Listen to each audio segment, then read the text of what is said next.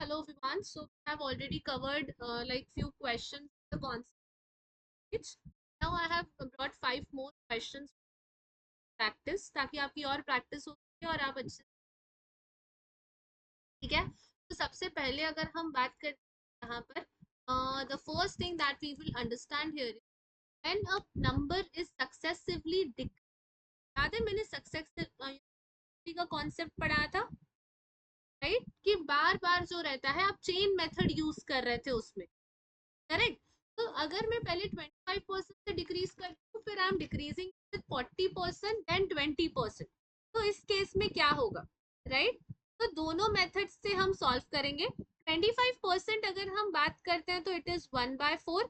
हम डिक्रीज कर रहे हैं 1/4 से राइट डिक्रीज की बात हो रही है तो इट इज नेगेटिव राइट।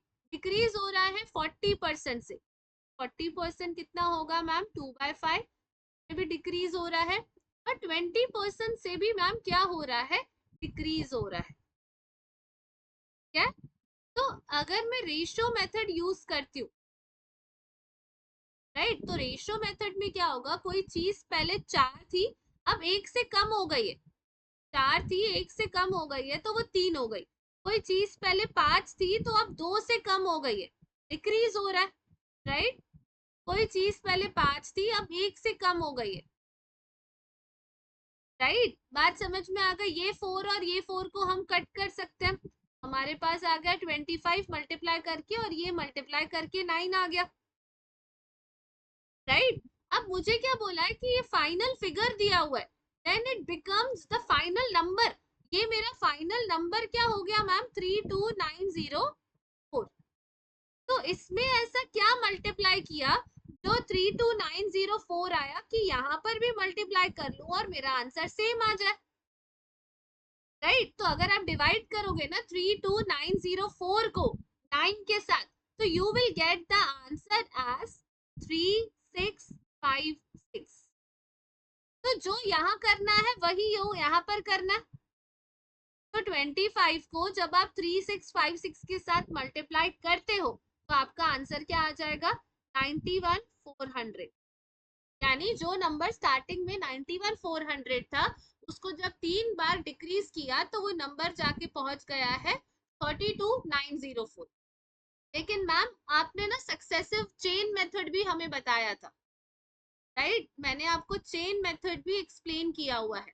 तो चेन मेथड में क्या था मैम कोई एक नंबर है पहले 25% मतलब 1/4 से चला गया तो बाकी कितना बचेगा 3/4। 1/4 मैंने आपको बताया ना 4 - 1 4 - 1 तो 3/4 5 - 2 राइट। तो यहाँ आ जाएगा 3/5 5 - 1 तो ये क्या हो जाएगा बच्चा ये हो जाएगा हमारा यहाँ पर 4/5। ये फाइनल आंसर देगा हमें 32904। तो ये 4 और ये 4 आप कैंसिल कर सकते हो। आप जब इसको सॉल्व करोगे तो आपको आंसर अगेन मिल जाएगा 91/100। ठीक है। अब समझ में आया कि चेन मेथड कब यूज हो रहा है जब सक्सेसिवली आप एक ही चीज को 2 से 3 बार डिक्रीज कर रहे हो। ठीक है। अब हम आते हैं नेक्स्ट क्वेश्चन पे। क्या बोला ना पॉपुलेशन हमारा 25,000 है और हर साल वो 20% से बढ़ रहा है तो 3 साल बाद कितना होगा। Now it is successful right. Successively वाला चीज ही लग रहा है चेन मेथड यहाँ पर आ रहा है हमारे पास। बात समझ में आ रही है। तो 20% से हर बार होता है यानी 20% इज 1/5 राइट। 20% एक हमारा है और ये इंक्रीज हो रहा है 3 साल तक इंक्रीज हो रहा है राइट। तो 5 का एक साल में हो गया 6 क्योंकि इंक्रीज हो रहा है तो ऐड 5 + 1। फिर सेकेंड ईयर में भी होगा ये फर्स्ट ईयर है ये मैम सेकेंड ईयर है ये हमारा थर्ड ईयर है करेक्ट। तो इसको आपने 5 का क्यूब निकाल दिया तो यहाँ पर 5 5 25 25 5 125 6 को 3 बार आपने किया तो 216। लेकिन यहाँ स्टार्टिंग का आपको बता दिया है 25,000 मतलब ये 25,000 है तो इसका कितना होगा। ठीक है। तो 25 को कितने से मल्टीप्लाई करूं मैम 200 से 25 × 2 125 इंटू 2 25, तो 0 डाल देंगे हम। यहाँ पर भी आप 200 से मल्टीप्लाई कर लेंगे, right. So you will get the answer as 4320। ठीक है, बात क्लियर हो गई हमारे लिए। Yes, now the third thing. Third thing अगर हम बात करते हैं तो क्या दिया हुआ है, अमन की जो इनकम है वो 25% ज्यादा है बबीता से। ठीक है, तो बबीता की इनकम अमन से कितनी कम है? अगर अमन की ज्यादा है मतलब बबीता की कम है, तो बबीता की कितनी कम है? ठीक है, तो 25% मैम, 25% इज 1/4। ठीक है, ये बात तो क्लियर है। चलो हम थोड़ा सा सिंपल ले लेते हैं, अमन को ले लो और बबीता को ले लो। ठीक है, अमन की ज्यादा है, 25% ज्यादा है, मतलब अगर बबीता की 100 होगी तो अमन की 125 होगी। 25% अमन ज्यादा कमा रहा है ना, तो अगर बबीता 100 रुपए कमा रही है तो अमन कितना अर्न कर रहा है मैम?